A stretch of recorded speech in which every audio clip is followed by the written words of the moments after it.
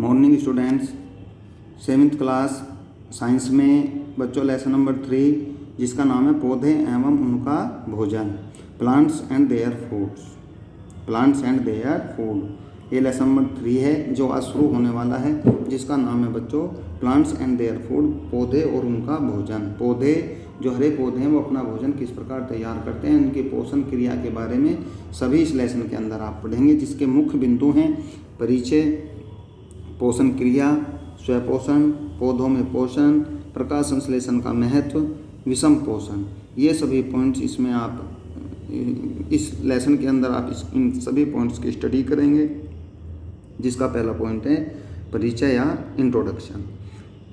बच्चों, जीवित रहने के लिए सजीव को ऊर्जा की आवश्यकता होती है। ये तो आप सभी जानते हैं कि चाहे उसमें पेड़ पौधे हैं बच्चों, चाहे जीव जंतु हैं, सभी को ऊर्जा की आवश्यकता होती है। और ये ऊर्जा भोजन से प्राप्त होती है। ऊर्जा किससे प्राप्त होती है बच्चों? ऊर्जा भोजन से प्राप्त होती है। और ये भोजन कहाँ से उपलब्ध होता है, कहाँ से मिलता है? और जीवन के अंदर जो विभिन्न प्रकार के कार्य होते हैं उनको पूरा करने के लिए जो ऊर्जा की आवश्यकता होती है वो इसी भोजन से, पेड़ पौधों से मिलता है। अर्थात भोजन भी पेड़ पौधों से ही प्राप्त होता है और विभिन्न प्रकार की क्रियाओं को करने के लिए जो ऊर्जा की आवश्यकता होती है वो भी इसी भोजन से मिलती है। उनके द्वारा खाया गया भोजन पौधों से आता है जो सूर्य की ऊर्जा का उपयोग करते हैं। पोषण की प्रक्रिया में भोजन एंजाइम की उपस्थिति में छोटे छोटे विलय अणुओं में टूटता है। और पेड़ पौधे जो हैं भोजन को कैसे बनाते हैं? ये सूर्य के प्रकाश की उपस्थिति में प्रकाश संश्लेषण की क्रिया के द्वारा भोज्य पदार्थों का बच्चों निर्माण करते हैं, जिसको हम प्रकाश संश्लेषण की क्रिया कहते हैं। और इन सभी क्रियाओं के बारे में, इन सभी कार्यों के बारे में आप इस अभ्यास के अंदर पढ़ेंगे। सेकंड नंबर है पोषण। सेकंड नंबर है पोषण। भोजन करने तथा शरीर के अंदर की उपयोगी प्रक्रिया पोषण कहलाती है।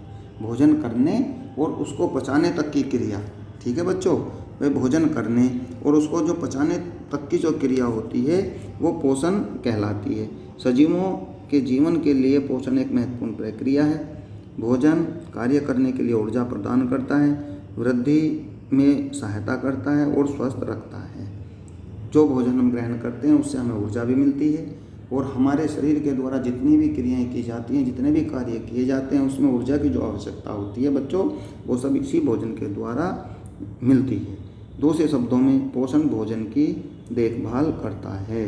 दूसरे शब्दों में हम कह सकते हैं कि इस पोषण के द्वारा भोजन की देखभाल की जाती है, अर्थात भोजन की जो पाचन क्रिया होती है वो पोषण के अंदर ही आती है। भोजन के प्रकार। भोजन कितने प्रकार का होता है बच्चों? स्वभोजन, विषम भोजन।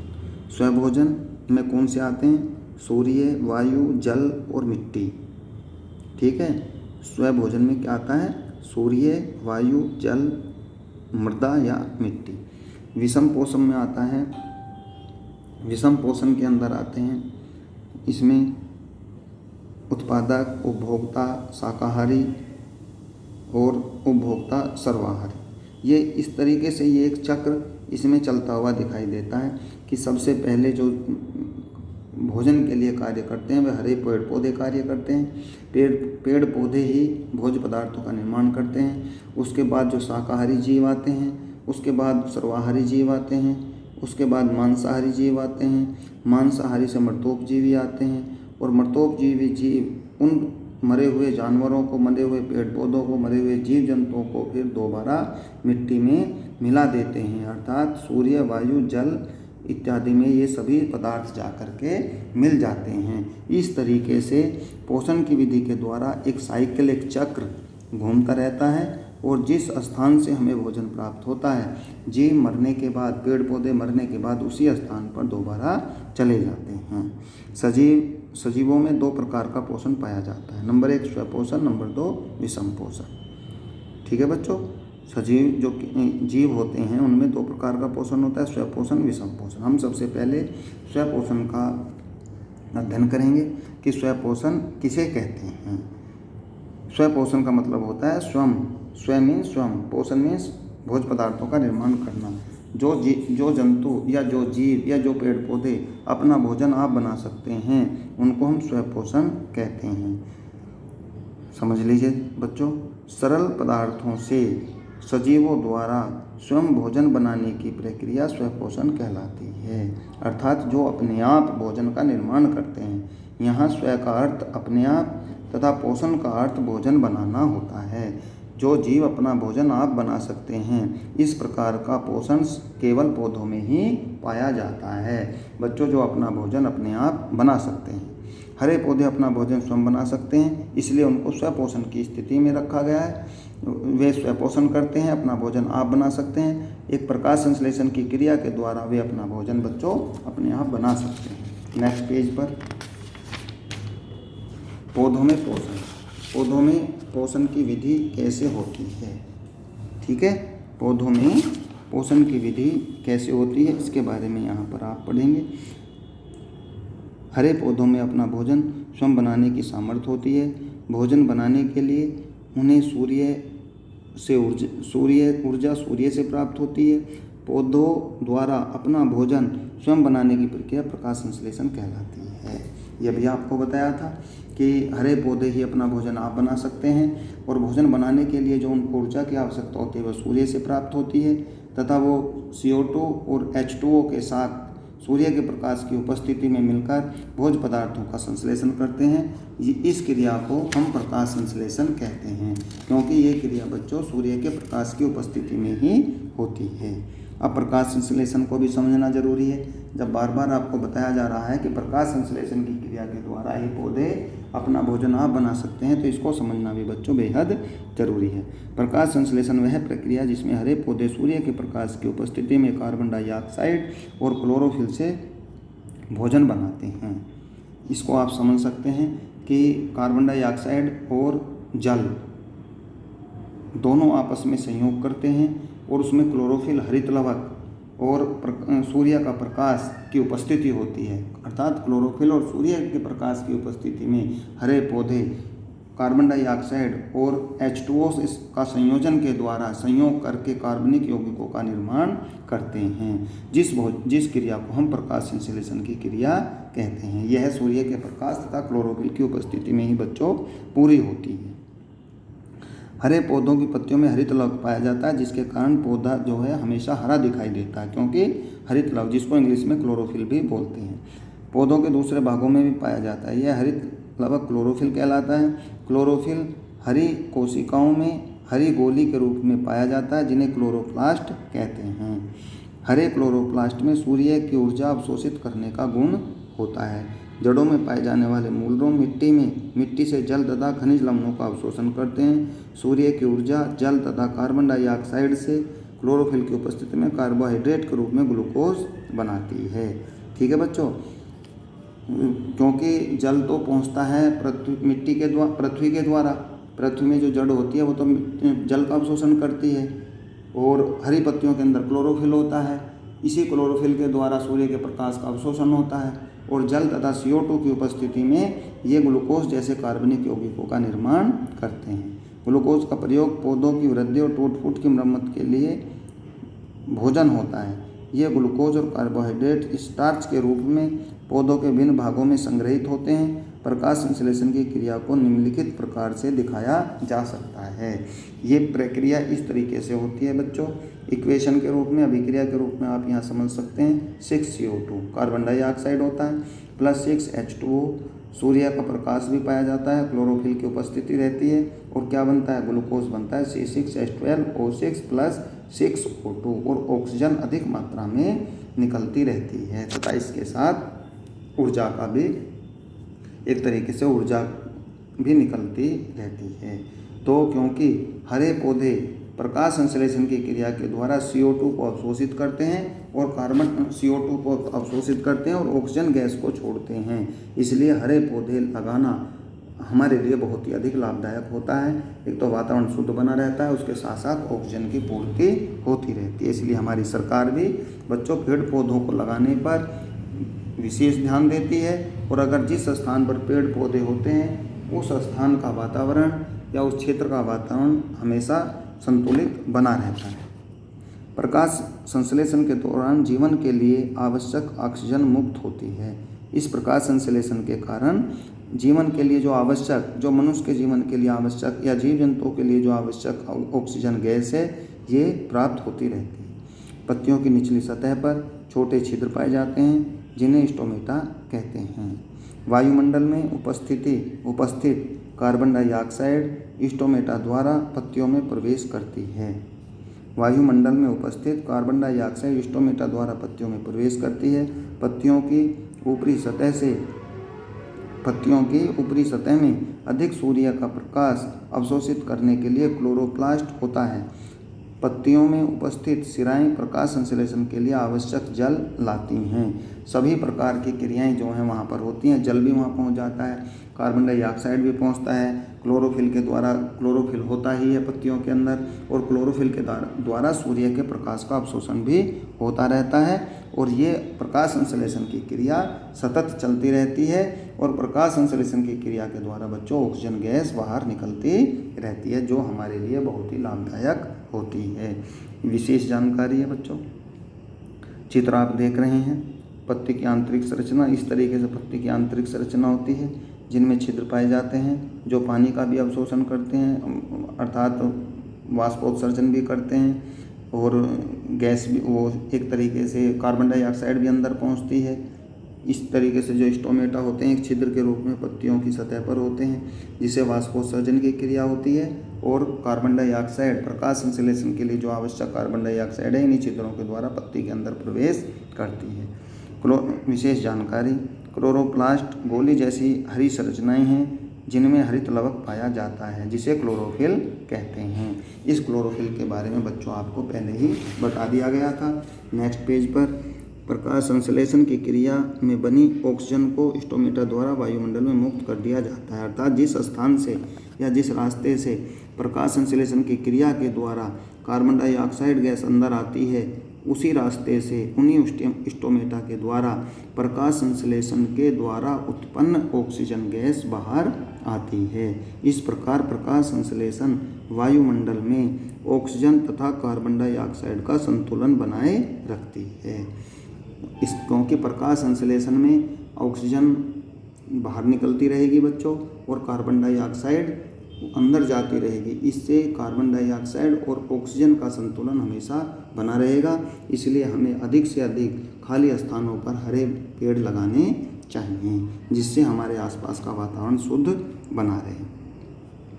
क्लोरोफिल के बारे में जानकारी प्राप्त करना कि क्लोरोफिल बच्चों होता कैसे है और ये क्या कार्य करता है। पत्तियों में क्लोरोफिल की उपस्थिति, जैसे पालक है, तुलसी है, सभी ये मुलायम हरे पौधे होते हैं। उनकी कुछ पत्तियां ले लीजिए, चाहे वो पालक की हैं, तुलसी की हैं, और हरी होती हैं सब। इन पत्तियों के सफ़ेद कागज़ पर रगड़िए, आप देखते हैं कि रगड़ने से पत्तियों का रंग हरे कागज़ पर उतर जाता है। कागज़ पर लगा यह हरा रंग पत्तियों में क्लोरोफिल की उपस्थिति को दर्शाता है, क्योंकि सभी पत्तियां हरी होती हैं और ये पत्तियां जो हैं आसानी से एक रगड़ने से वो हरा रंग उस कागज़ पर हमें दिखाई देता है, जो इस बात की कोशिश करता है कि वास्तव में पत्तियों के अंदर क्लोरोफिल पाया जाता है। ठीक है बच्चों। सेकंड, इसमें हम देख सकते हैं क्लोरोफिल जल में विलय नहीं है। मुलायम पौधों में कुछ पत्तियां लीजिए, उन्हें एक कटोरे जल में मिलाइए, उन्हें जल में 1 दिन तक रहने दीजिए। जल के रंग को देखिए, जल अब भी रंगहीन है, पत्तियों का हरा रंग जल में नहीं आता है। इससे निष्कर्ष निकलता है क्लोरोफिल जल में विलय नहीं है। क्योंकि ये जल में विलय नहीं है, इसलिए पानी का रंग कलर चेंज नहीं होता है और पत्तियां ऐसी ही हरी रहती हैं, क्योंकि क्लोरोफिल जल में विलय नहीं होता है। इन सभी प्रयोगों के द्वारा हम इस बात की पुष्टि करते हैं या यह बात सिद्ध होती है कि पत्तियों के अंदर जो पदार्थ पाया जाता है वो बच्चों क्लोरोफिल ही होता है। नेक्स्ट पॉइंट है, यह दिखाना कि प्रकाश संश्लेषण के लिए प्रकाश आवश्यक है। यह आप जानते हैं, चित्र आप देख ही रहे हैं कि प्रकाश संश्लेषण की क्रिया केवल प्रकाश में ही हो सकती है। अगर हम एक बड़े पौधे की पत्ती को तोड़ करके उसके ऊपर, ठीक है बच्चों, उसके ऊपर कुछ काला कागज़ ढक देते हैं, ये दिखाने के लिए कि वास्तव में जब प्रकाश संश्लेषण के लिए प्रकाश की आवश्यकता है भी या नहीं, तो हम एक पत्ती को लेते हैं और पत्ती के ऊपर एक काला कागज़ दोनों तरफ से ढक दिया जाता है और उसमें पिन लगा दी जाती है जिससे सूर्य का प्रकाश उसके अंदर प्रवेश ना कर जाए। ये विशेषता होती है कि काले रंग की जो पट्टी है वो सूर्य के प्रकाश को अंदर नहीं जाने देती और कुछ दिनों के लिए उस पट्टी को सुरक्षित किसी स्थान पर रख दिया जाता है या धूप में रख दिया जाता है। जब हम उसको 2-4 दिन बाद देखते हैं तो जिस स्थान पर हमने काला कागज लगाया था या काला कपड़ा उस पत्ती पर बांधा था वो स्थान पीला दिखाई देता है। वो स्थान बच्चों पीला दिखाई देता है। क्यों पीला दिखाई देता है? क्योंकि जो स्थान ढका हुआ है उस स्थान में प्रकाश संश्लेषण की क्रिया नहीं हुई है, प्रकाश मिला नहीं है और प्रकाश न मिलने के कारण, सूर्य का प्रकाश न मिलने के कारण बच्चों पत्ती के उस भाग में क्लोरोफिल की क्रिया नहीं हो पाई और जब क्लोरोफिल की क्रिया नहीं हो पाएगी तो पत्ती के उस भाग को भोजन नहीं मिला। भोजन नहीं मिलेगा वो तो धीरे धीरे पीला पड़ जाएगा और पीला ही दिखाई देगा, जो इस बात की पुष्टि करता है या इस बात को सिद्ध करता है कि प्रकाश संश्लेषण की क्रिया तभी हो सकती है जब पौधे को सुचारू रूप से या उचित मात्रा में सूर्य का प्रकाश उपलब्ध रहे या सूर्य का प्रकाश मिलता रहे। प्रकाश संश्लेषण का महत्व। ठीक है बच्चों, प्रकाश संश्लेषण का महत्व। प्रकाश संश्लेषण एक अत्यंत महत्वपूर्ण जीव विज्ञानी प्रक्रिया है जिस पर मनुष्य सहित सभी जीवधारी प्रत्यक्ष या परोक्ष रूप से निर्भर रहते हैं, क्योंकि जीव जंतु भी या मनुष्य भी इस प्रकाश संश्लेषण की क्रिया पर ही निर्भर रहता है, क्योंकि मनुष्य को जिस भोजन की आवश्यकता होती है वो भी पौधे से ही मिलता है। हरी सब्जियों से सब्जियां मिलती हैं, दाल से दाल मिलती हैं, दाल के पौधों से, और अनाज से अनाज प्राप्त होता है और ये प्रकाश संश्लेषण की क्रिया द्वारा ही बच्चों संभव होता है। इसलिए प्रकाश संश्लेषण की क्रिया मनुष्य के लिए प्रत्यक्ष या अप्रत्यक्ष बहुत ही आवश्यक होती है। सेकंड नंबर, यह प्रक्रिया हमें और दूसरे प्राणियों को ऑक्सीजन प्रदान करती है। ये ऑक्सीजन प्रदान करती है, जैसा कि आपको बताया गया था अभी। यह प्रकृति में CO2 और O2 का संतुलन बनाए रखती है, ऑक्सीजन की भी पूर्ति करती रहेगी और CO2 को अवशोषित करती रहेगी। प्रकाश संश्लेषण में पत्तियों द्वारा ऊर्जा सोखी जाती है और भोजन के रूप में संग्रहित होती है। इस प्रकार सजीवों के लिए सूर्य ऊर्जा का मुख्य स्रोत है। इसलिए हम कहते हैं कि सजीवों के लिए जो ऊर्जा प्राप्त होती है या सोलर ऊर्जा जो प्राप्त होती है वो सूर्य से ही प्राप्त होती है और कभी न समाप्त होने वाली ऊर्जा का भंडार हमारा सूर्य है, जिससे हमें बहुत अधिक मात्रा में ऊर्जा प्राप्त होती है। ऊर्जा का मुख्य स्रोत क्या है? सूर्य है। इनको सिद्ध करने के लिए कि यह सिद्ध करना कि प्रकाश संश्लेषण में क्लोरोफिल की आवश्यकता होती है, यह भी आपको सिद्ध करना होगा कि प्रकाश संश्लेषण में बच्चों वास्तव में प्रकाश की आवश्यकता होती है। ये पत्तियों में पहले आपने स्पष्ट कर दिया है कि प्रकाश संश्लेषण के लिए प्रकाश की आवश्यकता होती है। अब ये सिद्ध करना है कि प्रकाश संश्लेषण के लिए क्लोरोफिल की भी आवश्यकता होती है। इसको हम कैसे सिद्ध करेंगे, इसको आप वीडियो को ध्यान से सुनो। ऐसी पत्तियां लीजिए जिनके कुछ भाग ही तथा कुछ दूसरे रंग के हों, कुछ भाग हरे हों और कुछ दूसरे रंग के हों। इसमें केवल हरे भाग में क्लोरोफिल पाया जाता है। हमें ऐसे पौधे की पत्तियां लेनी है। बच्चों अभी तुमने कई पौधे ऐसे नहीं देखे हैं जिसमें एक ही पत्तियां होती हैं और पत्ती में कहीं कहीं क्लोरोफिल होता है और कहीं कहीं क्लोरोफिल नहीं होता। जिसमें एक पौधा है क्रोटेन, जिनकी पत्तियां हरी और पीली होती हैं। जो हरा भाग है पत्ती का वो उसके अंदर क्लोरोफिल पाया जाता है और जिसमें हरा भाग नहीं होता, पीला भाग है, समझ लीजिए उसमें क्लोरोफिल नहीं पाया जाता। तो इस प्रयोग के लिए हमें ऐसे ही पौधे की पत्ती की आवश्यकता होती है। ऐसी पत्तियों को 5 से 6 घंटे तक सूर्य के प्रकाश में रहने दीजिए। अब इन्हें एल्कोहल में गर्म करके इनमें एल्कोहल निकाल दे लेते हैं। अब बिना रंग की इस पत्ती की जल से धोकर इस पर तनु आयोडीन विलयन लगाते हैं। ठीक है बच्चों, ऐसे ही करना है जैसे इसमें बताया गया है। पत्ती के जिस भाग में क्लोरोफिल होता है वह काला हो जाता है, जिससे सिद्ध होता है कि प्रकाश संश्लेषण केवल उसी भाग में हुआ जहाँ क्लोरोफिल था।